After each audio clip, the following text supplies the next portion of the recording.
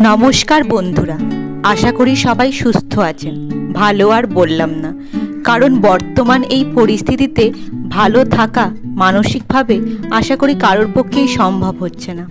যাই হোক, আমার একটি নতুন ব্লগে আপনাদের স্বাগত।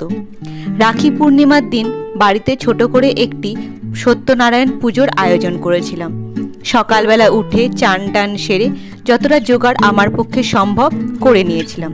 বাকিটা করেছিলেন ঠাকুর মশাই এসে। আর সেদিন ছেলেটাকে আর স্কুলে পাঠাইনি, বাড়িতেই রেখেছিলাম। তবে বাড়িতে থাকুক বা স্কুলে, সব কাজে ওর উৎসাহ কিন্তু চোখে পড়ার মতো। এখানেও ও আমাকে বিভিন্নভাবে সাহায্য করার চেষ্টা করছিল ওর মতো করে, কখনো জিনিস এনে দিয়ে, কখনো বা কলার খোসা ছাড়িয়ে দিয়ে। তো এই ছোটো ছোটো জিনিসগুলো হয়তো দেখতে খুবই ছোট, কিন্তু আমার জন্য অনেক বড় রকম আকার ধারণ করে।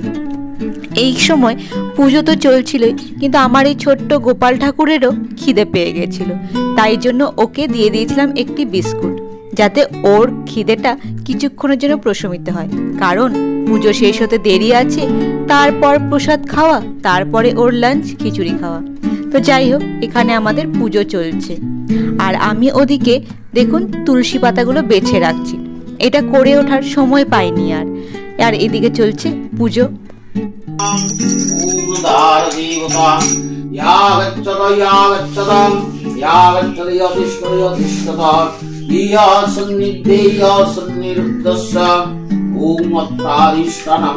পুজো মোটামুটি সুষ্ঠুভাবে শেষের পথে।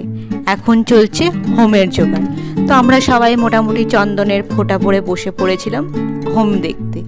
এখানে দেখুন পুরোহিত মশাই হোমের জোগাড় করছেন, আর আমি ওদেরকে অনেকক্ষণ ধরে চেষ্টা করছি ধুনোটা জ্বালাবার। এসব কাজ করে ঠিক অভ্যস্ত নই, তো ঠিক মতো পারছিলাম না। তো আমার শ্বশুর মশাই, উনিও আমার সাথে খুব চেষ্টা করছিলেন যাতে আমাকে একটু সাহায্য করে ধুনোটাকে জ্বালিয়ে দিতে পারে। আর ওদিকে আমার ছেলেকে দেখুন, সে তার বাবার সাথে দিব্যি লেগে আছে তার নিজের খেলার জন্য। আর মাঝে মাঝে এমন ফুটবল নিয়ে ছোড়াছুড়ি করতে লেগেছিল, মনে হচ্ছিল পুরো পুজোর ওপরই না ওর বলটা এসে পড়ে। তো যাই হোক, সেরম কোনো ঘটনা ঘটেনি, পুজো ভালোভাবেই শেষ হয়েছিল। আর এদিকে আমার বাবা দেখুন সমানে আমার জন্য ভিডিও করে যাচ্ছে, যাতে আমি সেটাকে এডিট করে ইউটিউবে দিতে পারি। তো এখানে এই ভিডিওটার জন্য বাবাকে অনেক বড় ধন্যবাদ। এখানে দেখুন আগুন জ্বালানো হয়ে গেছে, তোড়জোড়ো সব হয়ে গেছে। এবার শুরু হবে হোম। হোমের পর আরতি, তারপরে পুষ্পাঞ্জলি হয়ে আমাদের পুজো সমাপ্ত হবে।